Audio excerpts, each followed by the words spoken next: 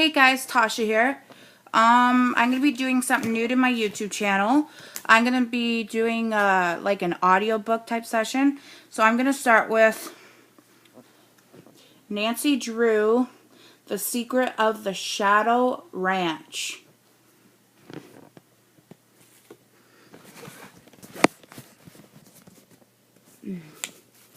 Okay, here we go.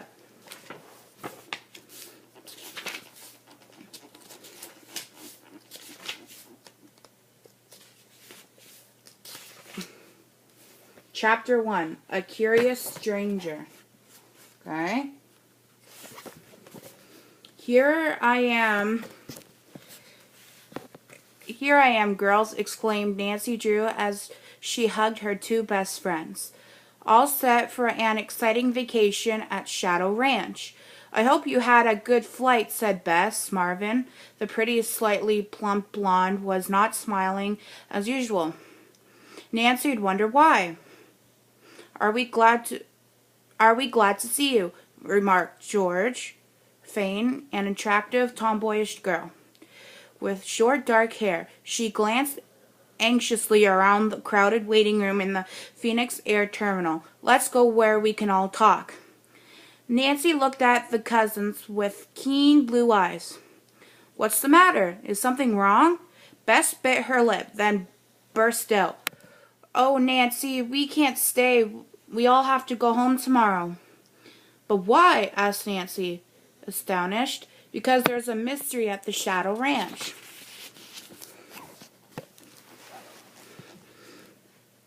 George said bluntly, and Uncle Ed thinks it's not safe for us to be here.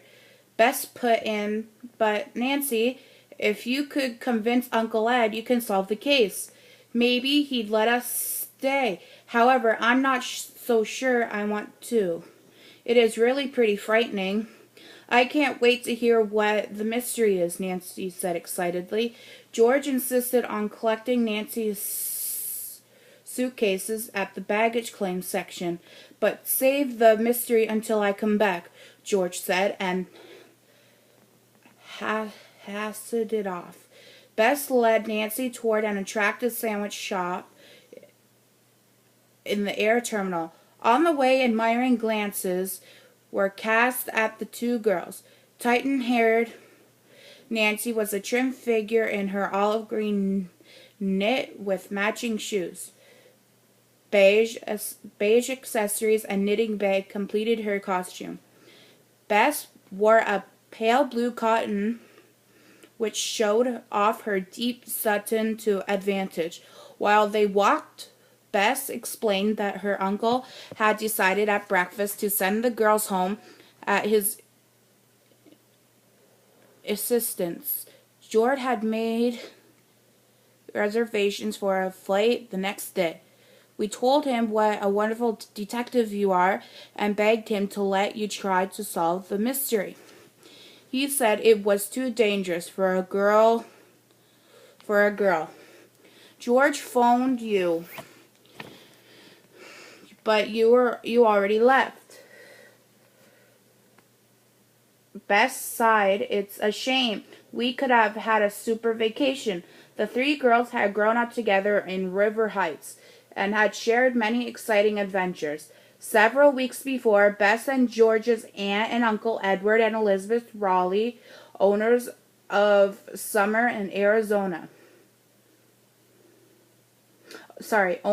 Shadow Ranch, had invited them to spend the summer in Arizona. The Raleighs had easily been pursued to include Nancy in the invitation. Nancy's father, Carson Drew, a famous lawyer, had given his consent to the trip, but had asked his daughter to delay her departure for a week in order to do some work for him. Previously, Nancy had helped him solve the secret of the old clock. It was her first case and had led to many other dangerous assignments, the most recent of which was the mystery at Lilac Inn. Now the young sleuth was eager to hear about the mystery at Shadow Ranch. She and Bess strolled into the sandwich shop and made their way among the crowded tables to a small one in a corner. As they seated themselves, a slender, gray-haired man in a tan suit sat down at the next table. Nancy placed her knitting bag on the floor between his chair and her own. "What are you making?" Bess asked, nodding toward the bag. "A sweater for my dad," Nancy replied. "I hope to finish it for his birthday. Originally, I bought the wool for myself, but he admired the color, so I decided to surprise him and knit a sweater for him. Do you think he'll like the style?" "He'll love it." Not to change the subject, but there are some handsome cowboys at the ranch, Bess remarked, as she told Nancy of the fun she and George had been having. Bess grew more cheerful. Just then George joined them. Besides the brown linen purse that matched her dress, she now carried a big thermos jug. "I had a porter put your bags in the car," she told Nancy, "and I brought this thermos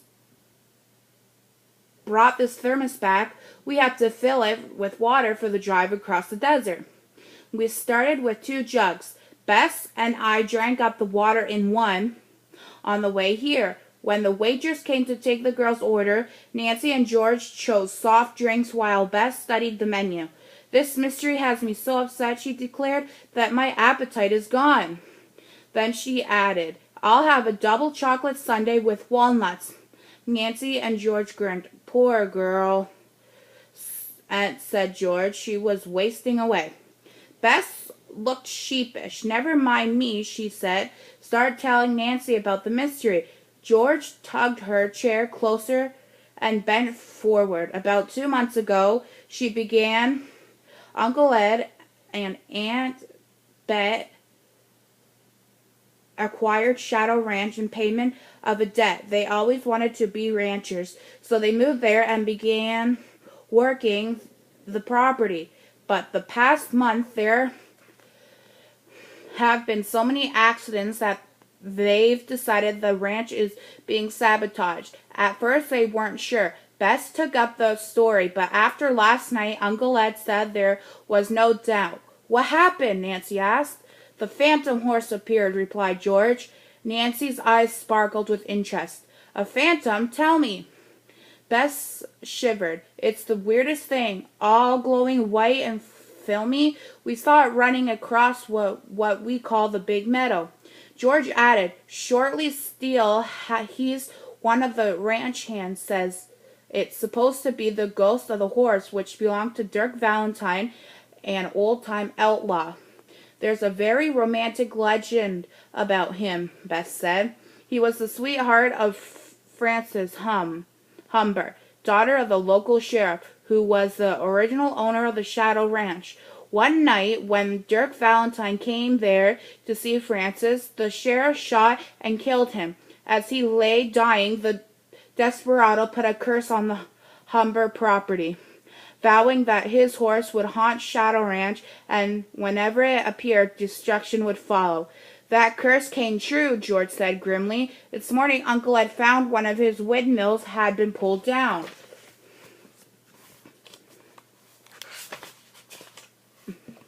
Nancy looked thoughtful. "Did the phantom horse make any sound?" "No," replied George, "but just before it appeared we heard a weird whistle.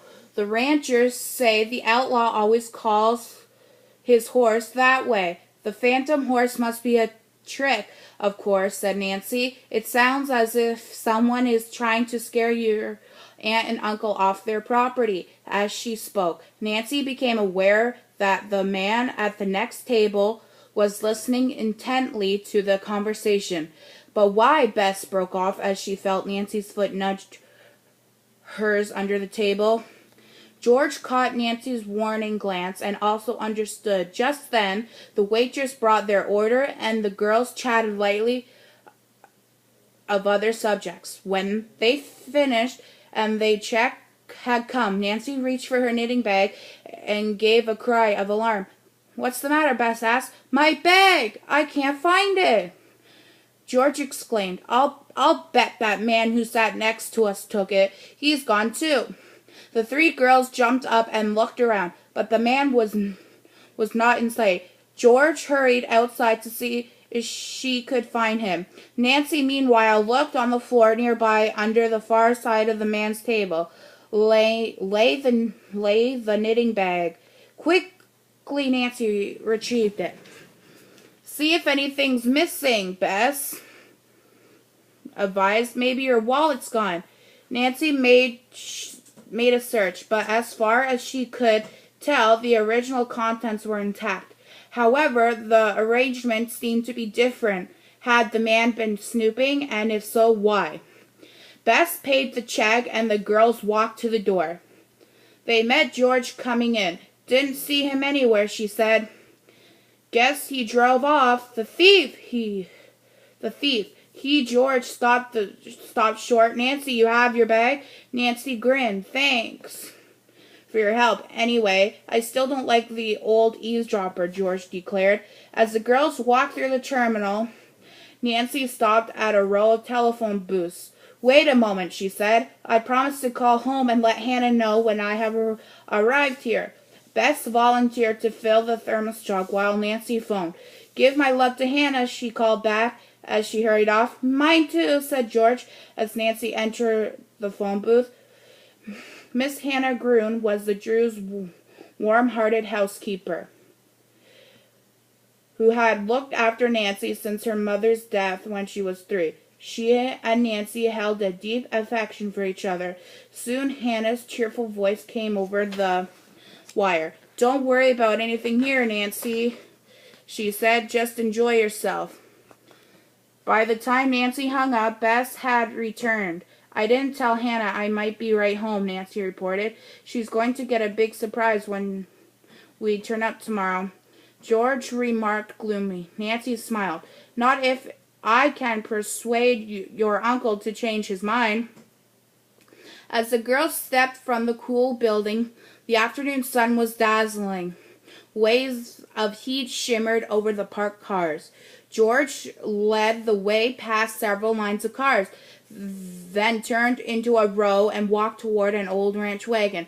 As the girls drew closer, they exclaimed in surprise. A man was dropping something through the open window of the car. He was the eavesdropper who had sat beside them. What are you doing? George called. The stranger glanced up startled, then darted away among the cars. Nancy dashed to the ranch wagon, with the girls close behind her. There was a piece of paper on the seat. Nancy picked it up. A note! In crudely penciled letters, it said, Keep away from the Shadow Ranch.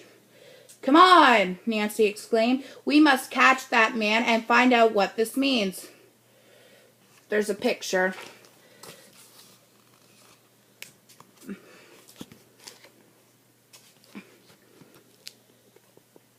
Alright, guys, that's going to be it for this chapter. Chapter 2, I'll do, I think, tomorrow. And we'll continue reading The Secret of the Shadow Ranch. The book is by Carolyn Keene. I just love mystery books. Anyway, I'll see you guys tomorrow. Bye.